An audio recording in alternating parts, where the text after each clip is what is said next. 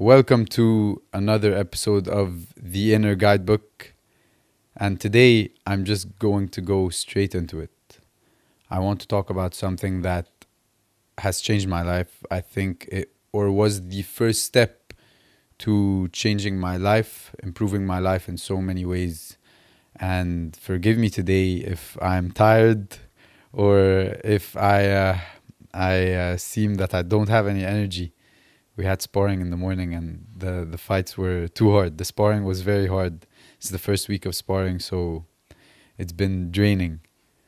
But back to our topic of the podcast, it has been something that has changed my life really. And I believe it could change so many people's lives. And you might be trying to improve it now. You might be focusing on it now. And especially if you're in that high school, going into your 20s, this is the thing in your life that you might be focused on or you might be going through. And today's topic on the Inner Guidebook is self-value. Ways in which you can gain self-value and ways in which you can use self-value to improve your life. And the first thing that self-value, the first way to gain self-value and use self-value to improve your life is to just know that everything improves, everything enhances, everything gets so much better through self-value. And the first point I'm going to speak about is the relation between self-value and healthy relationships. The more self-value you have, the healthier your relationships are going to be. It's important to understand that the first step to a successful relationship with anyone is first a successful relationship with yourself. That is the first step to any successful relationship, any healthy relationship. And that, believe it or not, self-value through relationships is gained through saying no. How often you can say no or you are able to say no, and how comfortable you feel with saying no. That's how self-value is first gained through relationships. And the more you say no, the more you'll know about yourself. And the more you say no is also the more you'll know about others. And if I've learned anything through dealing with many people of many ethnicities, of many, backgrounds, of different backgrounds, cultures, just being an athlete, traveling around, having to talk to many people and deal with many people, I've learned that people hate the most when we say no. People don't like that. And this is where their true colors come out. People's true colors come out really when you start saying no. Not just saying no for the sake of saying no, but when you say no to something that you don't want to do, something that you don't want to go as far as doing. Something that doesn't fit your morals, doesn't fit your values. So saying no doesn't only show you more about you, but it shows you more about others and their true colors. I've spoken about this in the past episode of the Inner Guidebook, and I want to mention it again now. Instead of saying no, we find ourselves in situations where we are presented with the opportunity of saying no, but instead of saying no, instead of standing our ground or standing up for ourselves or our morals or our values or our decisions or opinions, whatever it is, instead of saying no, we end up lowering our expectations to meet someone else's standards. That is the counterpart of saying no. And we see it way too much now, where instead of saying no and becoming your own person in your own relationships with people, you tend to become the person they want you to be. And that comes from lowering your expectations to meet their standards of who they want you to be. And it's important to know that when you lower your standards, that lowers your value. Now, I've said this before and I need to say it again because of how important it is. When you lower your standards, you lower your value. You lower your self-value. Because your self-value comes from your own individual standards that you have set for yourself, your own individual expectations that you have set for yourself. And if your expectations aren't met, simply your standards aren't met. If your expectations aren't met, then simply your standards just aren't met.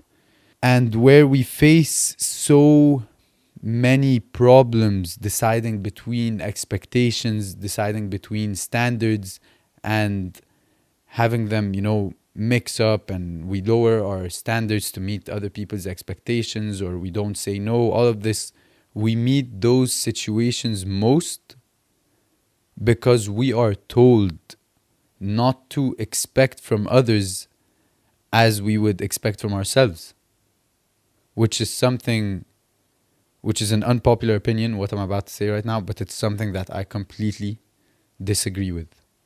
It is okay to expect from others as much as you'd expect from yourself.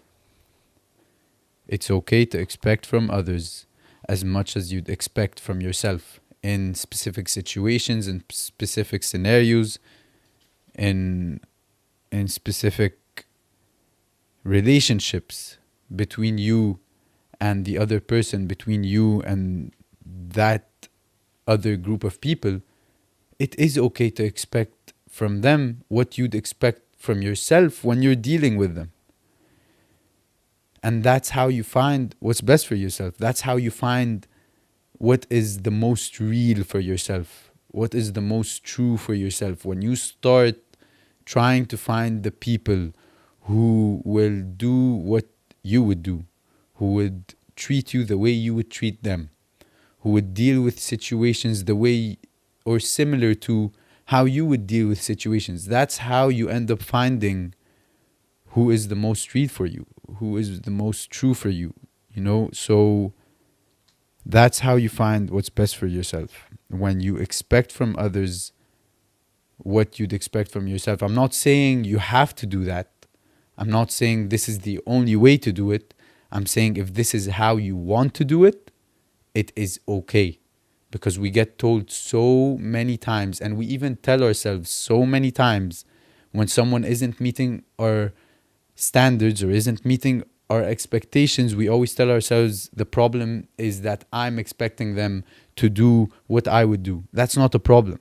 That's okay, especially when you are having a relationship with that person, a friendship with that person, a working relationship, whatever type of relationship, that is okay. And to gain and improve through self-value, you sometimes, or you more often than not, you need to stand your ground. You need to stand your ground when it comes to your values, your morals, your standards, your expectations, your own thinking. Stand your ground when you feel like someone is trying to erase that. When you're in a relationship with someone, when you're having a relationship with someone, again, if it's just a working relationship, a friendship, or a romantic relationship, when you feel like that person is trying to erase or step over your own morals, your own values, your own standards, then you need to stand your ground. This is where you need to say no. No, I don't agree with this. No, I don't want to do that. No, I don't feel comfortable with doing this. No, I think we should do A, B, and C instead of doing A, B, and C. So you need to stand your ground in order to know more about yourself and to know more about others and to have a healthy relationship. You need to gain self-value. And in order to gain self-value, you need to give yourself value to begin with. And the only way to give yourself value to begin with is to start saying no in situations where you feel like you want to say no. With self-value, something very beautiful comes hand in hand as you start gaining self-value, as you start on your journey of giving yourself value, and that's self-acceptance. It actually starts with self-acceptance, I'd say. And the easier it becomes to say no in situations, even sometimes to yourself, and something that you want to do that you know deep down that is against your values, your morals, standards, expectations, or when you're saying no to someone else in your relationships. And so the easier it becomes to say no, the more you value and you respect yourself. So the easier it becomes to say no, the more you value and you respect yourself. It's like an indicator. The easier it starts to get, the more self-value you are starting to have. And before you find value in yourself, you need to find yourself to begin with. You need to start doing what you want to do for you. You need to start chasing what you want to chase for you, not what someone else is telling you to do, not doing something for someone else, even though it is not what you agree with, it is not what you want to do. And so self-confidence breeds self-value, and self-value breeds self-confidence. So self-confidence breeds self-value, and self-value breeds self-confidence. The more you gain value, the more you start finding yourself, finding what you like to do, what you want to do, how you want to do it, the way you want to do it, the more self-confidence you find in yourself and the ways you want to do it with and how you want to do it. The more you behave like yourself, the more you'll attract what is for yourself. And the more you are surrounded by what is right for yourself, the more confidence you will have in yourself. So the more you behave like yourself, the more you will attract what is right for yourself. And the more you are surrounded by what is right for yourself, the more confidence you will have for yourself. And the only way to complete that whole cycle is to start finding yourself, start doing what you want to do, what you have always been wanting to do, chase what you've always been wanting to chase. This is where the self-value comes in doing something that you value, in doing stuff that you value, in saying stuff that you value, going against stuff that you don't value. When you start separating those, you find your own self-value. Something important that we need to start really not thinking about, not saying to ourselves, because so many people think it and say it to themselves, but they don't really implement it. They don't really act on it. And that is the fact and the idea that you don't have to fit in. You don't have to fit in. The more you lose what is not for you, the more you gain what is for you. So think about it that way. The more you lose what is not for you, the more you gain what is for you.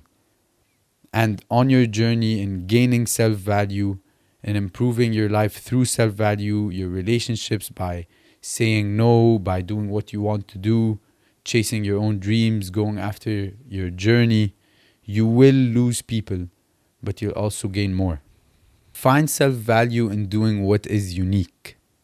That's how I felt about it when I was younger. When I started boxing, it just felt amazing doing something that no one else would do, doing something that so many people wouldn't dare do because of what's involved in boxing, because of the combat aspect or the violence aspect, doing something that nobody else is doing. That's how I found that self-value in doing it, in walking into a crowd knowing that I am doing something that most are not. I am doing something that most wouldn't. So find self-value in doing what is unique, doing what many others wouldn't dare to do, doing what many others wouldn't even be able to do. That's where you're most likely to find that self-value most, doing that what others can't and wouldn't even dare to do. And find self-acceptance in embracing those that will come with it and those that will go too. Embrace that. Embrace those who are going to come with you on the journey of you gaining self-value, because you'll probably lose more than you'll gain on that journey. But also embrace those that go too, because as I said, the more you lose of what is not for you, the more that you later on gain what is for you. So those who come with it are coming with you. Those who leave with it weren't with you for who you were. They weren't with you for you. So once you start having healthier relationships, once you start having self-acceptance, gaining self-value, saying no, finding yourself, implementing your own morals and values, those who leave with it in that process weren't with you for you. But those who stick with you when you separate yourself from the norm or majority, these are the ones who really accept you for you, not for what you offer or what you bring. So the ones who stick with you when you start separating yourself from the norm and the majority, these are the ones who were with you to begin with for who you are, not for what you offer or what you bring, or for you being a yes man or a yes woman. And that's where you are going to go through specific emotions when you start losing people on your journey of self-value. You will start even doubting your journey of self-value. You will start doubting if this is something you even want to do, if you want to stand up for your own ideas, for your own thoughts. If you want to be a person who says no, you will start thinking that you are losing more than you are gaining, and that's how it's going to feel in the beginning. It's going to feel like you are losing more from what is around you than you are gaining for yourself in self-value and self-acceptance and healthier relationships and so on. But it's supposed to feel like that in the beginning. In the beginning, it will feel like you are starting to lose so many people around you. You are starting to lose so much support around you.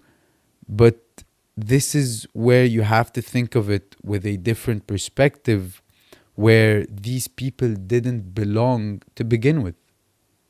These people didn't belong to begin with. These are not the people who you want to have in your life anyways. These are people who do not meet your standards. These are people who you cannot expect from them as you'd expect from yourself. And these are people who do not accept you for you. But you accept them for them. You accept their thoughts, their ideas. You've been saying yes. You've been going with the flow for so long. And now that you're changing this part, they don't want any part to do with you. Or that journey, that goal doesn't want any part to do with you. Then that journey or goal or people or person didn't belong to begin with. And when going through these emotions, we actually gain self-value in not getting through them, but going through them. We gain self-value in that journey, and a big part of self-value is self-compassion. And that's my next point. To properly build self-value, we need to start with having self-compassion. So in times where we find ourselves struggling, suffering, or failing, in order to get through them, we have to go through them. So in order to get through situations of struggle, suffer, and failure, in order to get through these situations and emotions, you have to go through these situations and emotions. And what I mean by that is really accept these emotions, really feel these emotions out, really understand these emotions. But before all of that, you need to welcome the emotions. You need to start having more compassion for yourself when you are going through these emotions. So to properly go through them, to properly get through them, we have to be understanding towards ourselves and the emotions we're feeling. Knowing why we're feeling specific emotions and how it's perfectly fine to feel them.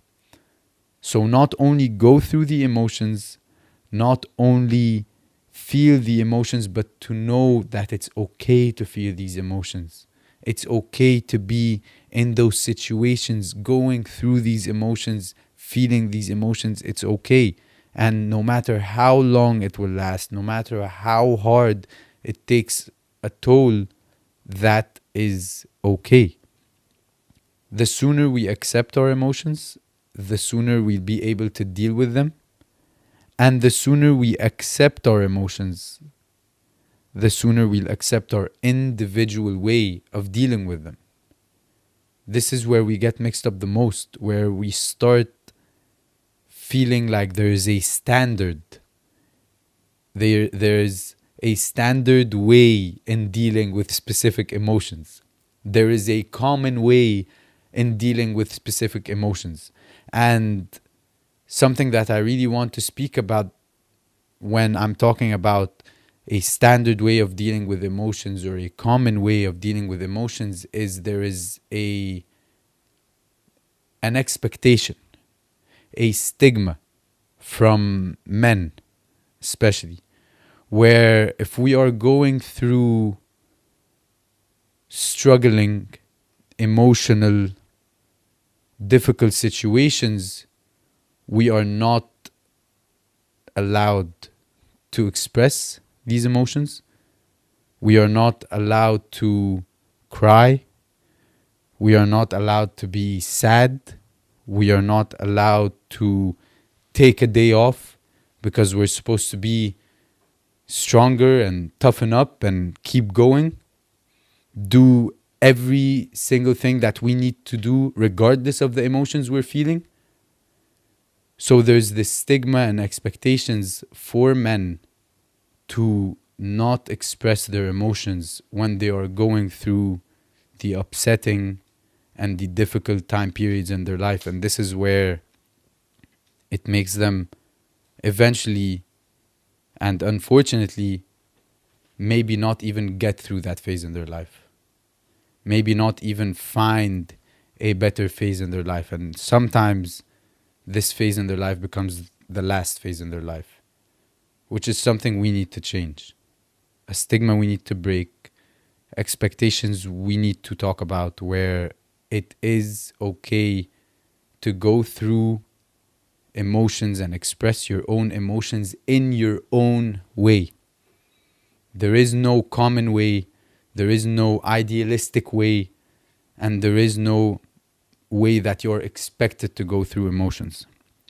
So this is where my next point comes in, and it is that comparison is the enemy of self-compassion and self-value. Comparison is the enemy of self-compassion and self-value. We see people going through specific emotions better than we might, and we think that we are failing when we go through them differently. So we see people going through emotions that we are feeling right now, that we are going through right now. Maybe we are seeing other people now, or we've seen other people go through them, and we've seen how differently they did it, or maybe how much smoother they have done it. And then we think that we are failing when we go through these specific emotions in our own individual way. We might even see people going through phases in their life earlier than we might, And we think that we are failing when we have not gone through them yet. And we see that especially in work, especially in relationships, in chasing your dreams, chasing your goals, or just phases in your life. Maybe something even as simple as when others have started to make a specific income and when you are starting to make that specific income. Maybe you haven't started making that specific income. But you're the same age, but you're going through those phases differently in your life. So we see them going through these phases in their lives earlier than we are, and we think that we are behind. We think that we are doing something wrong. When we really don't understand that what you go through and when you go through it, it is dependent on how ready for it you are and when you'd be ready for it. So what we go through and when we go through it depends on how ready you are for it and how ready you are to go through it. What you go through at the time you go through it, others wouldn't be able to go through it at that time, and vice versa. So you are praying sometimes, you are wishing sometimes that you would be going through those phases much earlier in your life. Going through something that you are going through now or have gone through that has taken a toll on you and has taken a toll on you emotionally, you are saying to yourself that I wish I had gone through this phase much later. Or I wish I had gone through this phase much earlier. Or I've seen this person go through this phase at a earlier phase in their life, at a later phase in their life, and they've done it so much better because they were in this place, doing this, doing that. This is the other person. This is the other person's life that you are comparing yourself to. It's not your life. You don't have the same personality traits. You don't have the same ways of thinking. You don't have the same morals, values, standards, and expectations. You don't have the same self-value. Everyone at specific phases in their lives has a different level of self-value to themselves. And we are all always at a different point, but it is not a race. So we need to have more self-compassion in order to reach better self-acceptance, and that reaches us to the peak of self-value. So accept your situation, accept your emotions, and that comes with self-value. That's the beautiful thing that comes with self-value through self-compassion, that you become so much better at accepting your situation and accepting your emotions.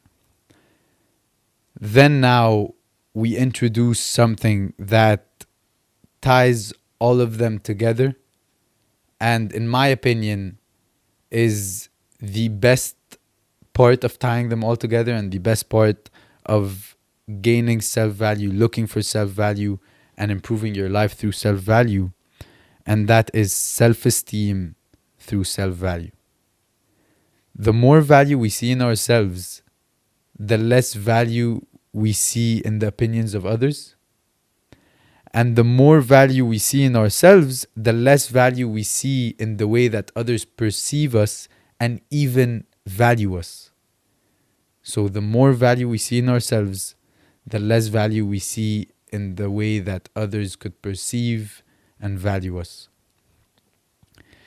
Building better relationships, being compassionate toward yourself, and embracing what you're good at, what you're unique at, is a huge boost in self-value and self-esteem. That's where everything ties together. That's where that self-esteem and self-confidence gives that boost, and it all makes up self-value. Once you start building those better relationships, once you begin having more self-compassion, and once you start embracing not only what you're good at, but what you're also unique at, this is where your purpose is. This is who you are. This is where your value is. The more you value yourself, the less you need others. And the less you need others, the less others value you. So you see where this is a very one-sided relationship when you don't have self-value. When you become the yes man, the yes woman, when you become the person that goes with the flow, even if it goes against your opinions, your thoughts, your morals, values, standards, expectations, all of it. The more you value yourself, the less you start needing others. But the less value you have for yourself is also the less others will need you. So there's only more to gain from self-value. There's only more to gain from having self-value, from improving your life through self-value, even if it seems like there's so much more to lose because you are losing so much more now. It just shows you that you hadn't been valuing yourself. You hadn't been on that search of gaining self-value, improving your life through self-value. We find value in challenges. We find value in getting through challenges.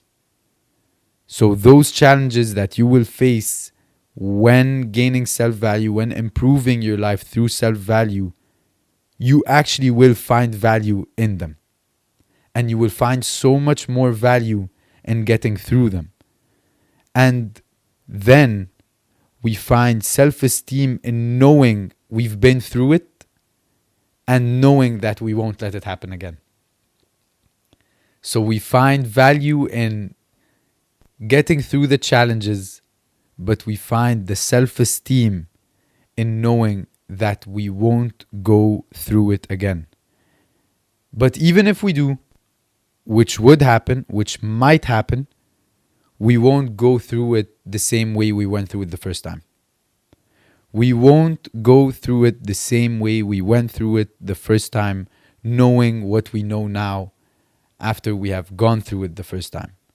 It's never the same the second time you go through it. We always fear going through challenges that we've went through before, that has taken a toll on us before. We always fear them because we think that when we go through them again, it will take the same toll. It will do the same to us that it's done before.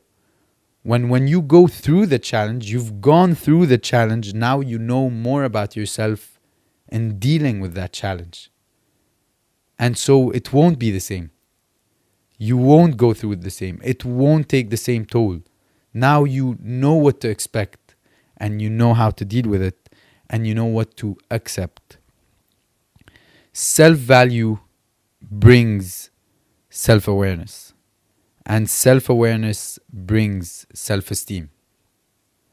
So that's what I'm saying with when you go through a challenge, you find the self-esteem in it because it brings you that self-awareness. Now you know what to expect from yourself. You know how to deal with yourself. You know what hurts you, what doesn't, what makes it go away, what doesn't, what is a distraction for you in specific situations. So you just know more about yourself. And it's one thing you gain through self-value, but you know more about yourself, and that brings self-awareness through self-esteem. And that's what brings me to my next point.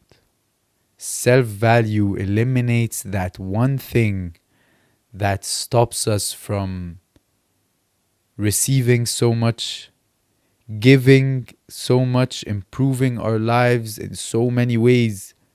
Self-value eliminates ego.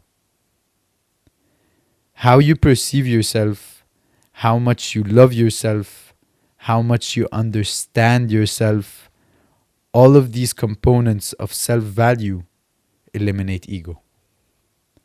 Ego is the enemy to self-value. So ego is actually the enemy to self-value. Ego is the enemy to successful relationships, to a successful journey chasing your dream, to a successful overall life. In anything, ego is always the enemy. Letting go of your ego slingshots you further into everything you're trying to get done and achieve. So letting go of your ego is like a slingshot into everything you want to achieve. With letting go of ego and gaining self-value in your life, being able to manage and control your ego, you care more for yourself. So you forgive more for yourself. So when you let go of your ego, you care more for yourself and you forgive more for yourself. You value yourself properly. You value your well-being, your mood, your own life. You understand that revenge might boost your ego, but then you also understand that it will send everything crashing down in the process. It will send everything crashing down in the long term. So you're always focused on having your get back, making the other person feel the way they made you feel, making the other person behave the way they made you behave. When in the process of you chasing that revenge, you are in a constant circle of feeling the way they made you feel and behaving the way they made you behave. You are in that constant cycle because they are still in control. Revenge means the other person is still in control. Those who wrong you can go if they want.